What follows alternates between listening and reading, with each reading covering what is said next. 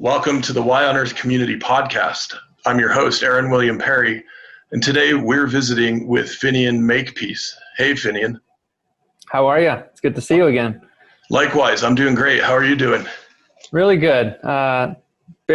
Bearing with everything, I guess, is all we can all do, but I'm doing good, yeah. Excellent. Yeah, that's great. Yeah, I know it's a very busy time for you, and we're going to be talking about one of the primary reasons it's so busy for you right now. So we'll jump right into that here in a few minutes after I have an opportunity to introduce you.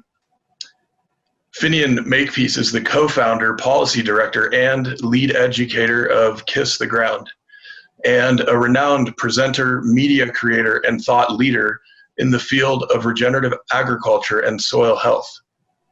His dedication to Kiss the Ground's mission of inspiring participation in global regeneration, starting with soil, has motivated him to develop training programs, workshops, and talks designed to empower people around the world to become confident advocates for this growing movement.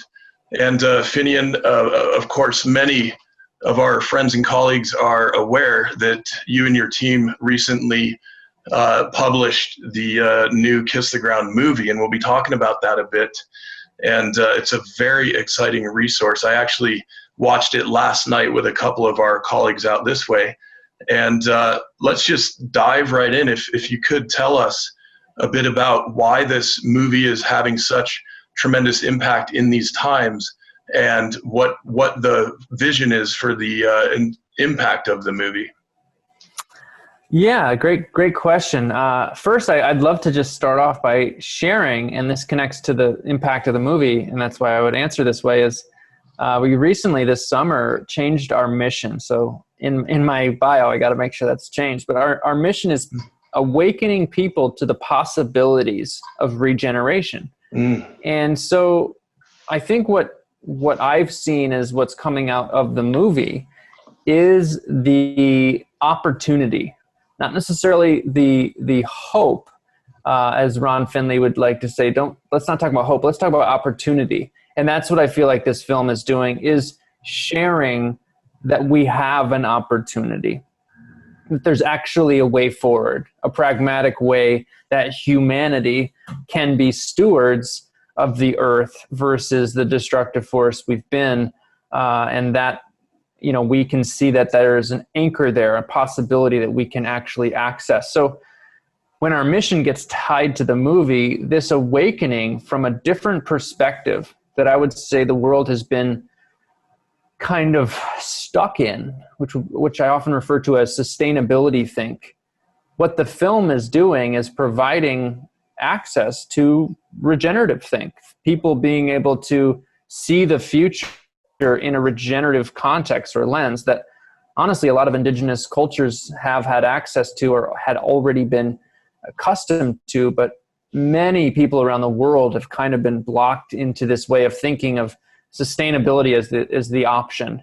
But the point is we're too far gone for sustainability to work. And the most hopeful thing I've seen from the movie is people around the world, from scientists to business leaders to university students, our community leaders, saying, wow, I didn't know that humans could be involved in this regenerative thing. I didn't know we had a place to play in it. And that's what really gives me hope, is that we can have more people get lit up like you and I are, Aaron, about what's possible. It's about seeing that possibility as real. Yeah, that's really beautiful and such a succinct way of articulating it. And Finian, I'm wondering, if you would, just for those who aren't yet familiar with Kiss the Ground as an organization or the movie, can you encapsulate for us what's the big deal about soil and why does that matter in the context of regeneration? Yeah, I think soil, first off, I think soil is such an important thing to grasp for humanity to really see the regenerative future.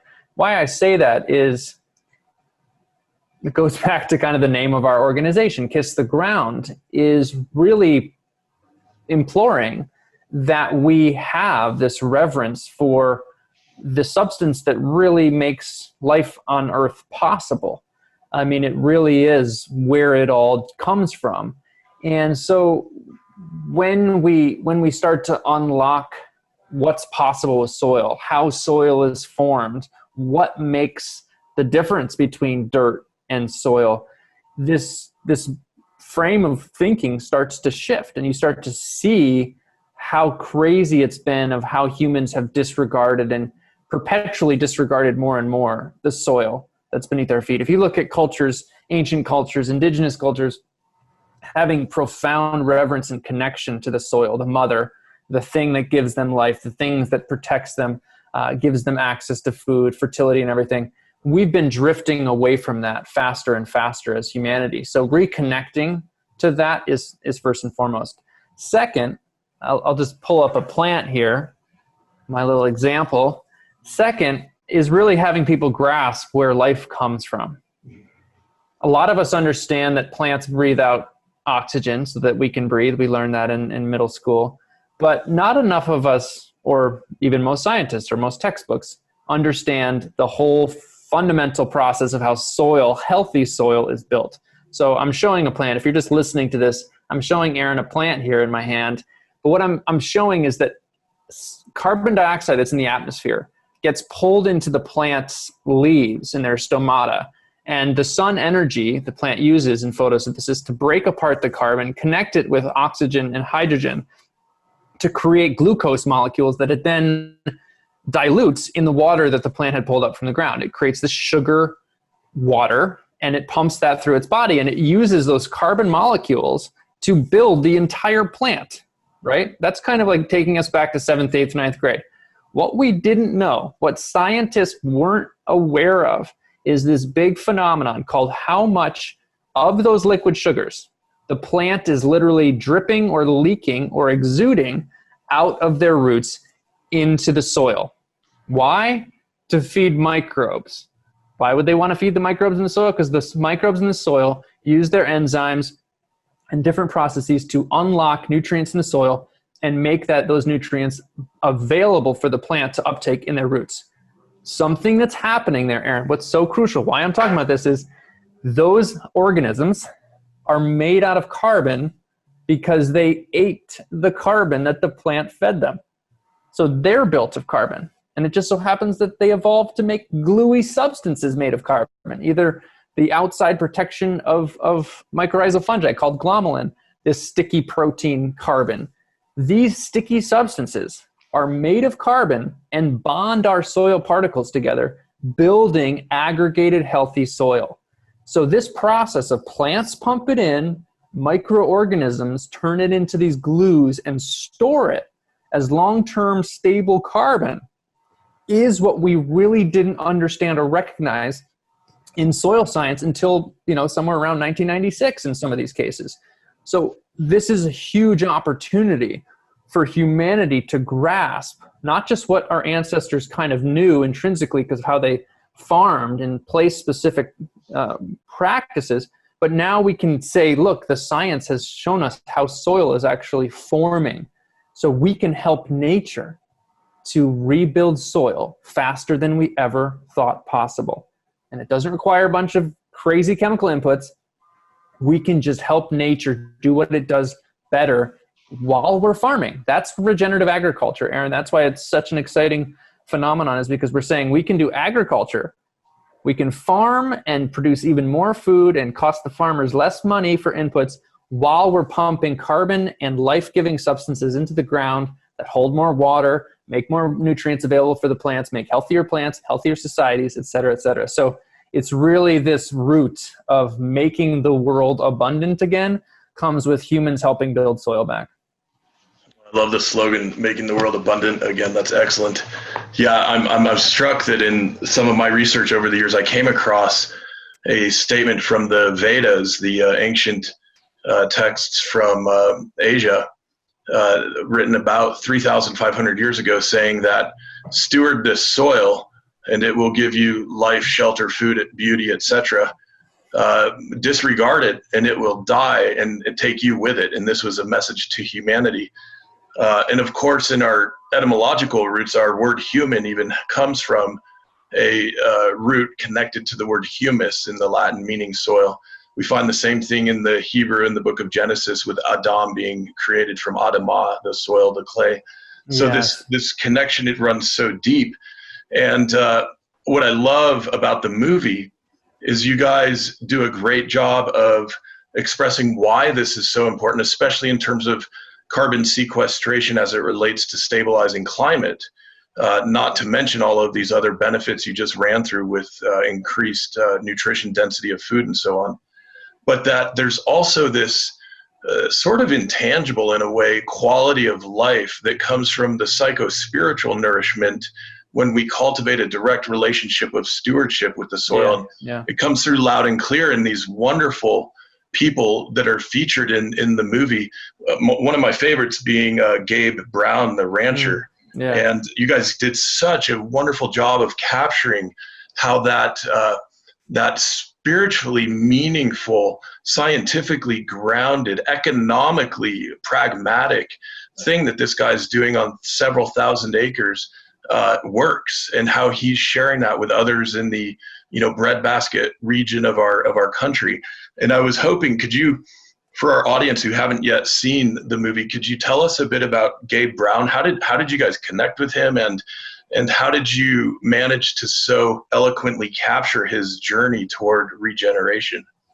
Well, first off, Gabe is a major beacon in this movement, and one of the most generous, giving people out there to this movement. He's been just steadfast, and the dude hardly sleeps and will answer emails from random people at 3 a.m. He's just incredibly gifted, and he's also really gifted at storytelling and sharing his message, and that's why him being in the film was so crucial, because he speaks to so many farmers who over the last 20, 30 years have been in this perpetual degradation chemical bandwagon that has been honestly hurting their bottom line and making it so that each year that they're looking at, it's not exciting for them. It's not exciting for their kids. Their kids are not going to go to the farming. So he's really representing where a lot of U.S. farmers are, especially right now. And in the film, he's talking about how he went through years of kind of, natural disasters, hailstorms, drought, et cetera, that kind of set him up to say, you know what, there's got to be a better way than counting on all these chemicals, counting on bailouts from the government, counting on subsidies, or counting on loans that are just based on me doing more chemical agriculture. So it kind of pushed him into, I have to find another way. And that's good news and bad news, Aaron, is that our farmers are struggling. They're going in 4% debt every year as their added agriculture debt average in the U.S. So the bad news, of course, is we're dealing with the fragility of our entire landscape and the farmers that subsequently that have to deal with that, and they're at the front lines, and it's sad, and their suicide rates are alarming.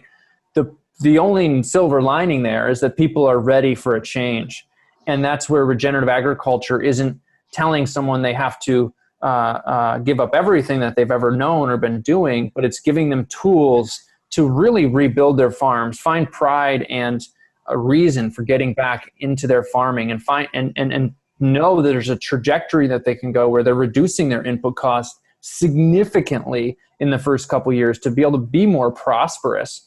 Farmers, if people listening, I don't know how familiar they are with large scale farming, but the input costs are ridiculous. I don't know how else to say it, but you look at the profit margins that you should expect off soybeans, and they're all negated from your input cost, because of how much our farmers are dealing with degraded land, and perpetually the companies that are selling the chemicals and the seeds, they're making a lot, and the farmers are suffering right now. So regenerative agriculture offers that. And I think that's what Gabe speaks to, is an opportunity for farmers to actually have a way to do this that isn't about them, going back to some time thousands of years ago, but it's about biomimicry, and it's about harnessing the power of nature that so many, as you mentioned, so many indigenous cultures warned us of, and a messenger like Gabe is essential, really, to get through to those farmers who are struggling. Yeah, absolutely. And I was struck when you all shared some of the data in the movie that now that he has established a diversified and well-functioning alternative regenerative system, he's seeing net profits to the tune of $100 an acre, whereas many of his conventional colleagues, even with federal subsidies, right? And we as a nation are subsidizing agriculture to the tune of some $25 billion a year, if I'm remembering the figure correctly. Well, I'm trying to remember it too right now. I think I'll go with you on that. Yeah. Yeah, I mean, I'll double check maybe, but without those same subsidies, he's making 2 orders of magnitude more in profit per acre. That's compelling. Yeah, and that's where we have to, and the Soil Health Academy, who Gabe Brown, Ray Archuleta, and a few others are our favorite all-star farmer trainers, Dr. Alan Williams, they just launched their new course. Well, they launched the enrollment period, and you can go through kisstheground.com to enroll in Regen Ag 101 is a basic course that is required before you take their more advanced courses or in-person trainings. But this is scaling access, Aaron, to really unbelievably tried and true information that these guys are giving to their students. They're some of the most sought after teachers in regenerative agriculture. And so now we're working with them on the launch of this course that they have. And what this provides first and foremost is saying, we're not pretending that this is not the most critical thing is economics. And that's why I really appreciate the Soil Health Academy is they're not doing this for farmers for climate change. They're doing this for farmers for the farmer sake. And then all of these other things that come with this are the big picture play. But first and foremost, is a farmer able to do this and reduce their inputs by $100,000 in their first year? That's a win. And that's the stuff I work with them on, talking about to policymakers, be like, look, our farmers are going in debt, or we could have them go the other way and have radical changes in their input cost. Even if their yields aren't going up the first year or two, their input costs can drop significantly. And that's money in their pocket in the order of magnitude of hundreds of thousands of dollars second or first year.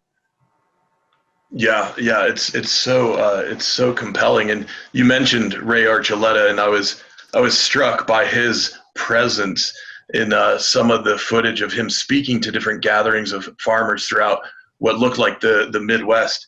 And of course, he's an agronomist. He's with the NRCS, the Natural Resource Conservation Service, an outgrowth of some of President FDR's policies to deal with the Great Dust Bowl catastrophe that we saw early in the 20th century. And boy, I loved hearing from Ray, who seems in the movie like a real salt of the earth guy and a real committed guy, that what he's doing he considers to be his life mission. And you can kind of feel that coming right through the screen watching the documentary. Yeah, he was my top choice to get in the film.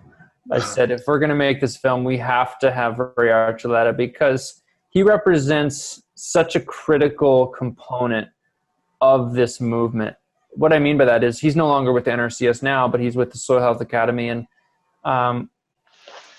his understanding, his context of going to school for agriculture and soil, going into the NRCS for 25 years. And just for the listeners out there, the NRCS used to be called the Soil Conservation Service and then changed their name shortly after in the 70s or something. But what Ray has is essentially a taste of the global mechanical mind that is been perpetuated, unfortunately, by our university systems. And I'm not trying to say our university systems are bad or our governments are bad. Most people have been trying their best to help. I would just give benefit of the doubt. But when we talk about an experience like his, my favorite quote from him, Aaron, says, "We didn't know how the soil worked." Yeah. Why that's so crucial. Someone who went to school for ag and soil, 25 years in the NRCS, that's a soil agent, field agent dealing with soil. We didn't know how the soil worked. What that says in general is we all got to take a pause. All these brilliant scientists, all these people working in this field, all got to take a pause and be like, wait a minute. What do we not know or understand? Admit we're at the tip of the iceberg of understanding soil and its complexities and how it works and how it functions and the billions upon billions of microorganisms that are making it function at its highest rate, making it give nutrients to plants, making it hold 20 times its weight in water, every piece of humus or every piece of aggregated soil.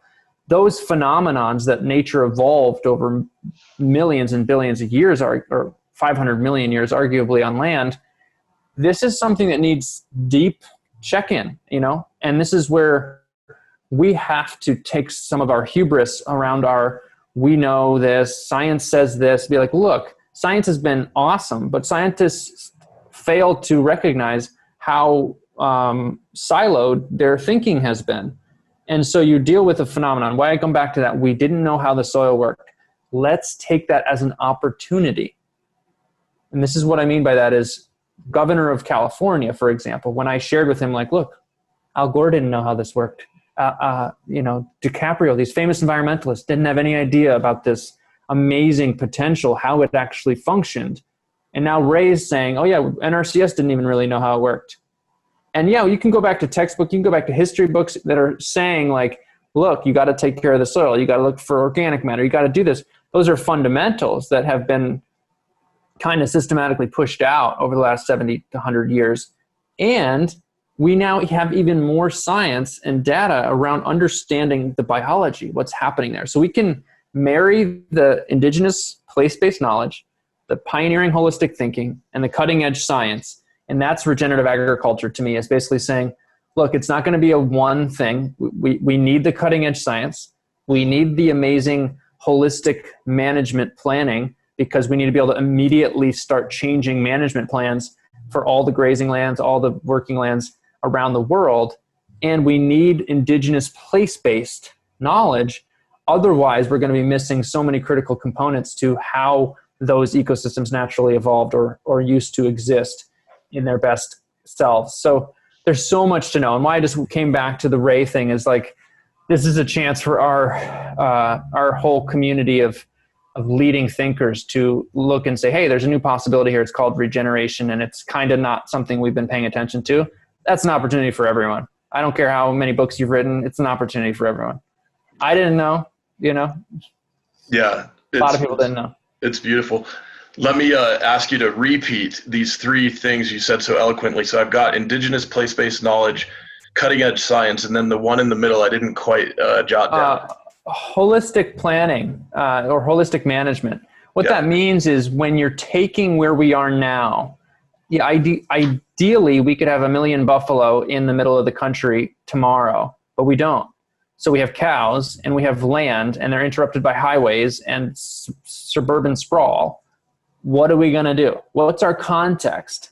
And then how are we holistically planning with inside of our current context and the fact that there's way more humans now than there ever were? We have to take that context and be able to plan holistically from there, based on climate, based on how much it rains, based on, what's naturally supposed to be there, perennial, king grasses, or is it supposed to be trees? Like, what is the natural phenomenon that we're actually helping to occur versus trying to force feed something that, trees aren't supposed to be there. Sorry, buddy, they're all going to die no matter what you do. That's kind of like, stop the black and white. Let's take context and holistic management. So that's where I think holistic management gets overlooked sometimes, because people will be like, well, isn't that just indigenous knowledge? And you're like, no, because it's more adaptive, because it's not just place-based, and it's not just based on what generations and generations of people discovered how to manage something. It's about, even if someone was doing it holistically in a ancient knowledge or indigenous knowledge thing, that's great. But holistic management can happen anywhere, anytime, right now. Yeah, absolutely. Well, and it reminds me of one of the other things I really appreciate how you guys handle in the movie. Not only is it mentioned that, carbon's not bad, and of course folks in the really concerned about the climate crisis know that it's the loading of carbon in the atmosphere that's causing so much trouble. But it's not that carbon is not bad per se by itself. Of course, it's the building block for life. Similarly, you guys draw the distinction between cows, cattle, ruminants in a industrial feedlot environment versus in a holistic managed environment out on the rangelands. And I think it's particularly notable that, given, Kiss the Ground's roots in the, Los Angeles, California area, one of the places where the vegan movement has been very strong. We know that plant-heavy diets and plant-based diets in general are going to be good for our health and good for the planet. However, this is another one of these areas where it's not black and white, and I really appreciate how you guys treated the discussion regarding cows. And would you mind sort of summarizing that for our audience? Yeah, it's such a great question because, again, I come from the perspective, I try to at least, that most people who are involved in something are doing it out of a place of wanting good, of feeling like there's something wrong going on. You know, even people who I disagree with on the other side of the political spectrum, it's harder sometimes with that, but like they're coming from a place of something's wrong, I'm trying to help fix it, especially the passionate ones, right? So when we're talking about vegans and people who are in that, like Ryland, the other co-founder of Kiss the Ground, you know, big vegan family, like they're all pushing that stuff. It's been great. And it's totally awesome. And you have to commend it. You have to commend people taking that journey. Now, what the only distinction we're trying to make here is that it's basically like if those were your only choices, if it was CAFO beef, from the worst of CAFO beef. Concentrated animal feeding operations. Yeah, pardon me. Thank you for that. Versus feedlots. Then you're saying, okay, that's, or let's take veal, for example, even worse, right? Like just straight up from when the calf goes in, that's like terrible because there's never any life on grass. It's just in a pen veal, right? And then you say, okay, the vegan option's better here. Now here, just take me down this road for a second. Most people aren't aware that cows, even if they go to CAFOs, even if they go to a feedlot, the first 2/3 of their life are on grass. Yeah. All cows start with their moms on grass, suckling their breasts and walking around grass. Now, most of that grazing land is being overgrazed, meaning it's eaten down too far. Cows are able to do whatever they want. It's not planned grazing. They're not bunched together.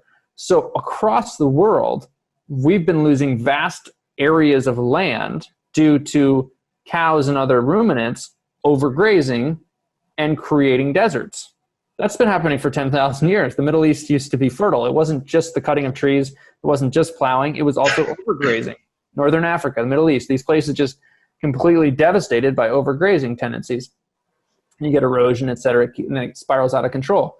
So arguably, ruminants and the management of them in most places around the world has been degenerative, especially brittle environments, meaning places where half the year or more it's very little moisture in the air. It doesn't rain. That's a brittle environment. You know, you can overgraze in England, you get grass all year round. It doesn't look like anything wrong happened because it's a very forgiving, regenerative environment because it's basically trickling water perfectly to keep everything moist for a long time. So you can get away with a lot of bad grazing there. But when we look around the rest of the world, overgrazing has been a problem. So when we look at cows, it's pretty logical that they got a bad rap. They're either spending 1/3 of their life in CAFOs, which are extremely detrimental, from the feed that goes into them being degeneratively grown to the actual place itself, to the inhumane nature of it, all the water, all of the fuel, the whole thing is just catastrophic. And then you say, oh, the grazing's also causing degeneration. And now we're taking out rainforests to get more land to graze and then or feed them with soy and corn. So the whole thing is a juggernaut of terrible in our production right now. The issue is saying, wait a minute, if we throw the baby out with the bathwater, we're dealing with degraded land all over the world. And in certain areas where grasslands are supposed to be prevalent, like I mentioned, like perennial grassland systems are supposed to be the naturally occurring anchor species there, those areas are heavily degraded. If you look at the bird's eye view and you see how much grass, it's like 20, 10, 15% grass cover on a lot of these grasslands around the world because they're degrading either from overgrazing or overrest. Too much science to get into the overresting. We don't have time right now. But the point is you can desertify land just by not having any animals on it. That's why conservation doesn't always work in brittle environments. So we need to put some kind of thing in those landscapes to regenerate it. What is the best thing to put in those landscapes to regenerate it? Turns out it's herded herbivores. that are helping to regenerate that land. So it kind of is a hard thing to comprehend, but that's what's crazy is the land that's been degraded or is starting to be degraded actually needs animals on it to regenerate it. So if we say cows are bad, we've thrown everything out. That's a bit too much, but basically for anyone out there, it's not what, it's how. If I showed you carrot production in the Central Valley of California, large scale organic carrot production, and you understood soil science, you'd be like, my God, this is the worst thing we could ever do to our soil. Because it's literally creating desert and terrible circumstances run off of tons of soil. Because production of carrots at a large scale is really hard if you do it conventionally, even if you're doing it organically. Yeah. And that's where people saying, oh, is it better to have backyard chickens because I live in the country and I have backyard chickens for my calorie intake, or this bag of carrots that's organic from California? Which one's better for the environment? Mm-hmm. Calorie per calorie. That's where you start to have to look at, it's not what, it's how. It's Absolutely. Not what, it's how. We have to start thinking of not just the black and white, that all things vegan are good, or all things vegetarian. It's like, what is the farming and how are we incentivizing regenerative agriculture on all fronts? That was really long-winded, so thanks for bearing with me on that. That was perfect. I really appreciate it. In fact, I use that same example of not all carrots being equal when I wrote Why on Earth and got into this topic. And it's a really important one for people to grasp. And I want to remind folks that this is the Why on Earth Community Podcast. I'm your host, Aaron William Perry. And today we're visiting with Finian Makepeace, one of the co-founders of Kiss the Ground and producers of Kiss the Ground, the movie. And we would love to thank some of our sponsors who are making our podcast series possible, including this episode today. And they include Earth Coast Productions, the Lidge Family Foundation, Alpine Botanicals, Purium, Earth Hero, Vera Herbals, Growing Spaces, Soilworks, Earth Water Press, 1% for the Planet, Dr. Bronner's, and Waylay Waters. And of course, our great network of ambassadors and folks engaged with the Why on Earth community who have joined our monthly giving program. And if you haven't joined and you'd like to, you can go to whyonearth.org, click on the donate button, and set up whatever amount you'd like to give every month. And for those who want to give at certain levels, you'll also get shipments of the regeneratively grown hemp-infused Waylay Waters aromatherapy soaking salts if you would like to, as part of our regenerative economic win-win relationship for health and well-being. And I also want to mention that you can connect with the work of Finian and his team at Kiss the Ground going to kisstheground.com. On Facebook, it's at Kiss the Ground CA. Twitter is also at Kiss the Ground CA. Instagram is at Kiss the Ground. And then to get right to the movie, you can go directly to kissthegroundmovie.com. We'll put all this in the show notes for you as well. And that example of the carrots was one, as I mentioned, that I put into the book, Finian.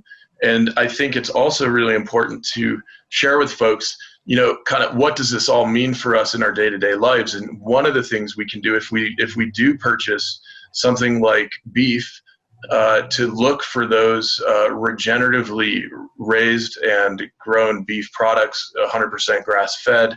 And there's an emerging movement, including the regenerative organic certification, that many of the leading organizations in this effort have helped launch together as a collaborative process and project. And that includes the folks at Dr. Bronner's and Patagonia and the Rodale Institute, who, of course, was featured in the movie. And so keep an eye out for more and more products getting that regenerative organic certification credential. And if you're going to be buying meat and animal products, do your best to get those that are raised in a way that is good for our planet and good for our own health and wellness. And really quick on that, Aaron. Just before I forget, we worked with the Regeneration International. They were putting together a map that we ended up helping just the ending part of it. But there's now a map. If you go to kisstheground.com and to our Find Your Path tool, which is a tool to find your path in the movement, get access to what you should do. But on that page is also a link to this Regen Farm map tool, so you can start to access food from regenerative farms in your area. You can literally look up and say, oh, I want eggs or whatever, and who's doing it next to me, and you can start to find these, quasi-vetted. It's been a process, but it's vetted, and we encourage you to do more vetting of these farms to start getting direct access. And that's where you can help farmers in this process who are needing to find the customer base who is looking for regenerative anyway. So check that out at Kiss the Ground. Yeah, that's great. I'll look to get the link straight to the map into our show notes as well. Thank you for that. That's a great resource. And Finian, I know before we started recording, you mentioned that you're at, I understand, maybe your home office, and one of your youngster children is taking an afternoon nap. Your wife's with a client. I love this sort of real life aspect of what's happening right now.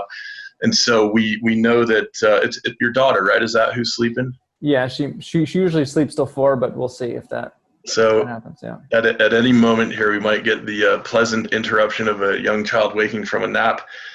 Just a bit of a forewarning, but also a way to indicate that so much of this work is motivated by an understanding that we're making decisions now that are affecting future generations. And that's also something expressed beautifully in the movie. And one of the things I love how you guys handle is looking back in history to really understand how did we get to where we are right now. And the way you treat, some of the scientific and advances in the chemistry arena, especially by Fritz Haber.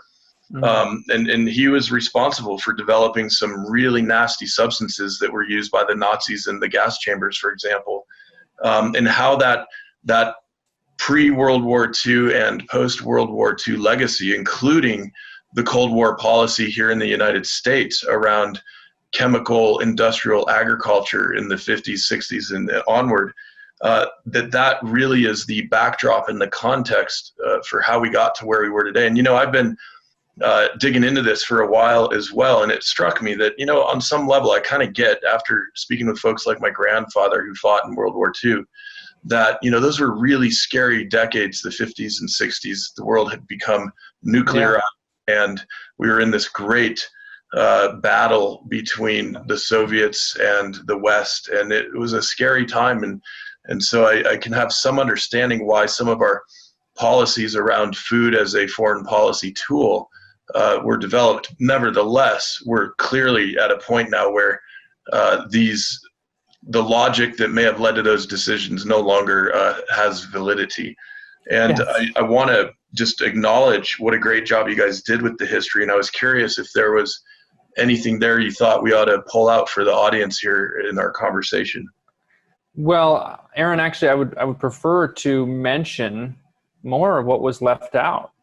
I encourage people to watch the film, but because you have the chance to watch the film and you won't necessarily have the chance to hear me tell you what I think was left out is, and we're significantly adjusting and editing for it in the education cut, but indigenous place-based knowledge, as I mentioned before, is so crucial. And it's not just crucial for the compartmentalized information, if you will. It's almost just as crucial in the cultural views. In most people's theory of change, views dictate actions and actions dictate the outcomes of the world. So what Aaron was laying out is the major industrial agricultural phenomenon that came out of World War II, led into the quote unquote green revolution, so systematically changed our world and gave credit and perpetuated Western dominance or Western thinking or obedience to what college-educated white men say around the world in white lab coats as legitimate information. And, if it's coming out of Harvard, if it's coming out of here, this is the new idea that everyone in agriculture should do because they studied it and this is how it should be done. And so it just so happens that nitrogen fertilizer is also in the mix. So we're getting major increases in our crop production, leading to the ability to feed the world in a way that never materialized before.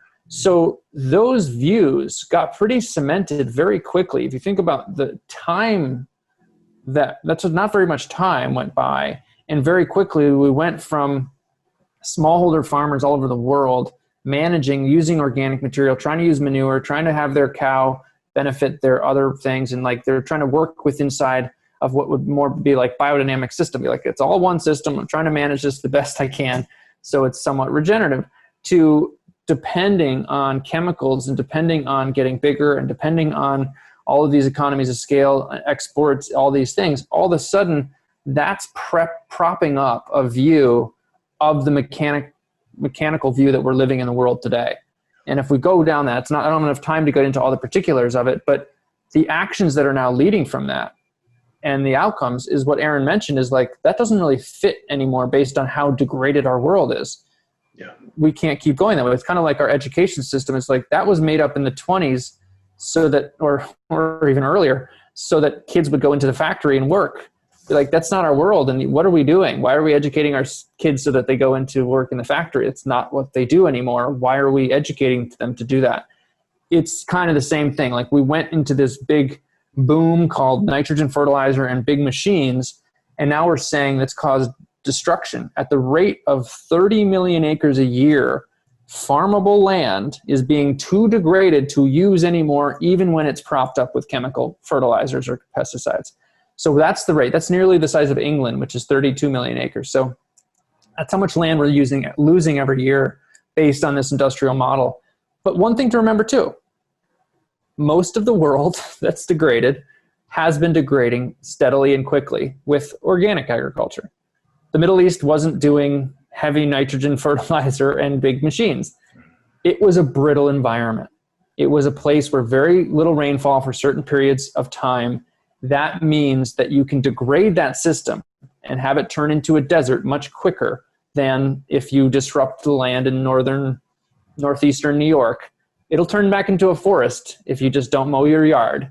That doesn't happen when you overgraze and till land in certain parts of the Middle East or whatever. They're going to stay brittle and it's going to turn into a desert. So this is where, when we're managing land systems, we have this opportunity now to shift cultural views. And this is to tie back to what I was saying a second ago, is our views that have been pushed on us by Western dominated chemical sales, industrialization, modernization of how we're distributing food, the whole cacophony of it.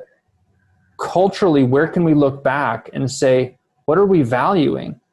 Where's our connection to Mother Earth? Where's our cultural interpretation of our role as stewards? And this is where sometimes we look at like some of the Native American cultures, for example, or what was happening in Hawaii, where people are like, this is literally what we're on the planet to do, is to steward the earth. Ha, yeah, that's crazy. Like, yeah, that's nice and airy fairy. But like, no, what if we were actually thinking like that?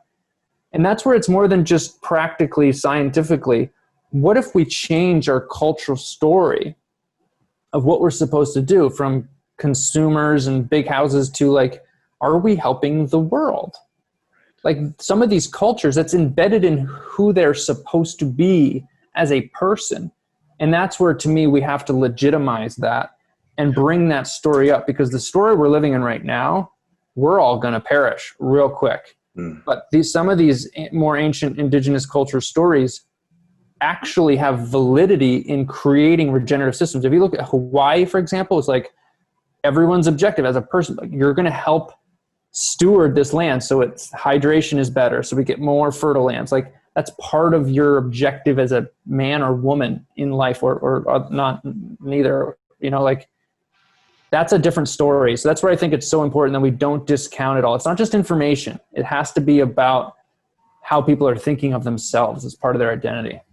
It's yes, spot on. I love that, Finian, and with some of my heritage being with the Mohawk people of upstate New York, actually, which gets a lot of rainfall there. I'm from Ithaca, New York. Yeah. Okay, yeah. That culture has the original instructions.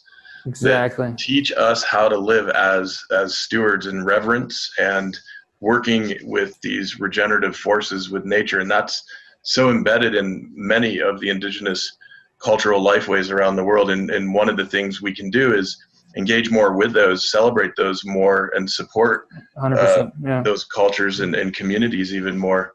And I love hearing about it. And I also love how you guys show the regenerative power in the time-lapse photos and videos on the Loess Plateau in China. This is with John Liu's work. And, a few weeks ago, I had the opportunity to interview Judith Schwartz with her new book, Reindeer Chronicles. And she also discusses extensively John's work on the Loess Plateau.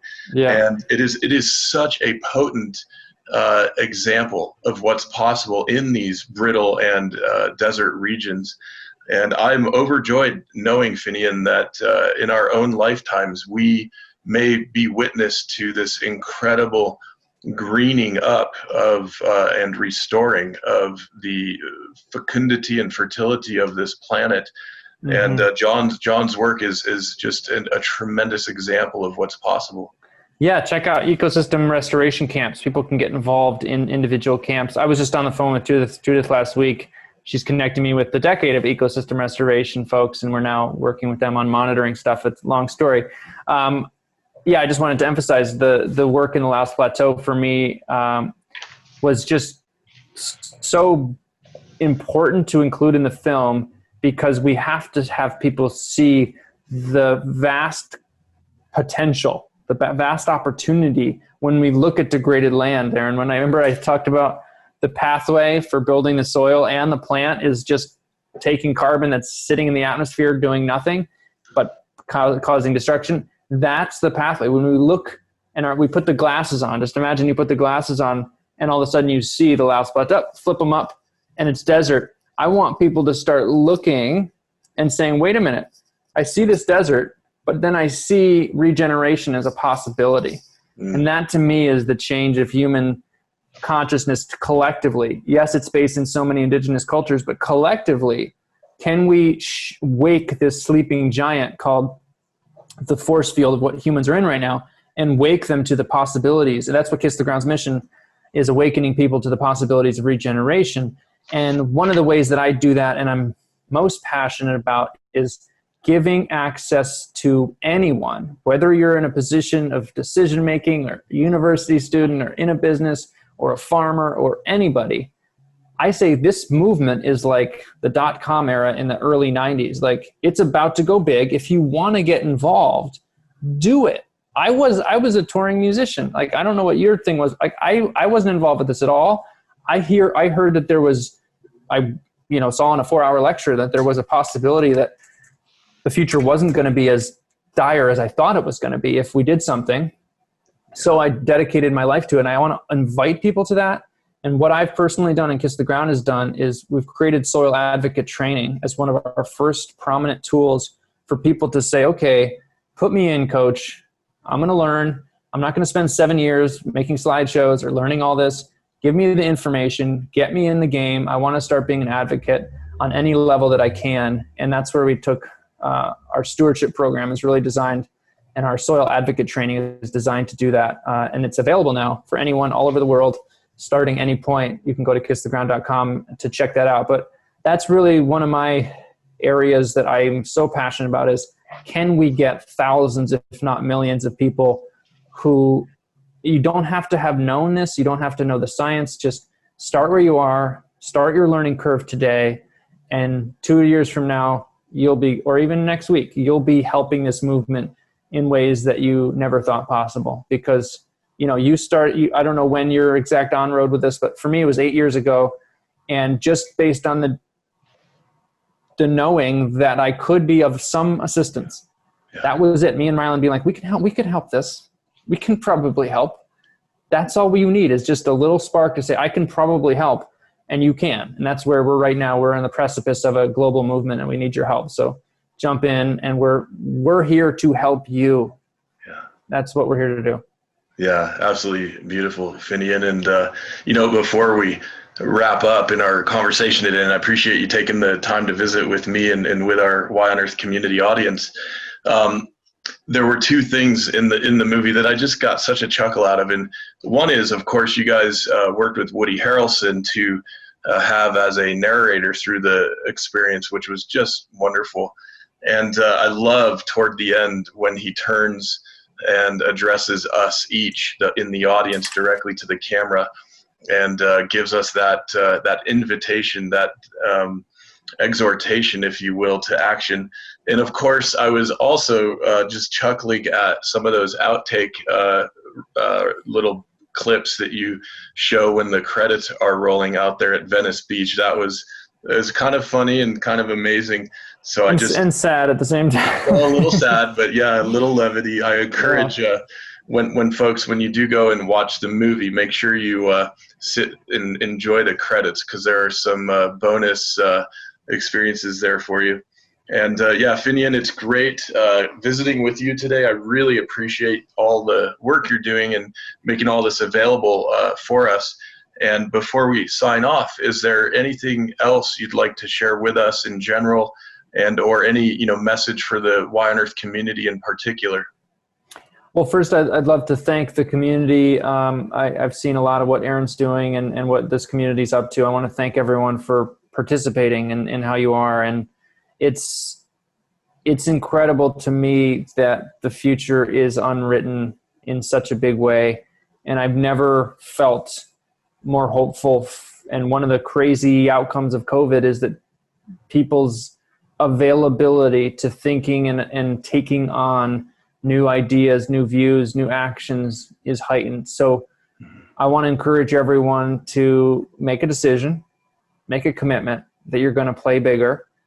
And the promise I give you is that you will find more meaning in your life if you do. You will be rewarded with contribution, because it's the gift that we want to give to future generations. I have no question about it, is a regenerated world with abundance and water and the ability to not be living perpetually in a state of fear as many of us have. So thanks everyone. Kiss the Ground is a vast resource. I could just go on and on about what's on our website and stuff, but check it out. Take the Find Your Path is really designed for you to cater to yourself of what your interests are and start to seek that out. Take your friends to watch the movie, set up a screening, get involved with policy. Oh, there's a new page we just came out with. It's called soilpolicyaction.us. It's a US-based policy action website. So people who are interested in policy, you can message your representatives to get them involved or connected to the regenerative ag soil health movement as well. And if you know farmers, send them to the Regen Ag 101 course from Soil Health Academy. That's just available on our website now. So thanks everybody. It's been a pleasure. And thank you, Aaron, for all the work you've been doing. You bet, Finian, and thank you. It's been great visiting with you. The Y on Earth Community Stewardship and Sustainability podcast series is hosted by Aaron William Perry, author, thought leader, and executive consultant. The podcast and video recordings are made possible by the generous support of people like you. To sign up as a daily, weekly, or monthly supporter, please visit yonearth.org/support. Support packages start at just $1 per month. The podcast series is also sponsored by several corporate and organization sponsors. You can get discounts on their products and services using the code YONEARTH, all one word with a Y. These sponsors are listed on the yonearth.org/support page. If you found this particular podcast episode especially insightful, informative, or inspiring, please pass it on and share it with a friend whom you think will also enjoy it. Thank you for tuning in. Thank you for your support. And thank you for being a part of the Y on Earth community.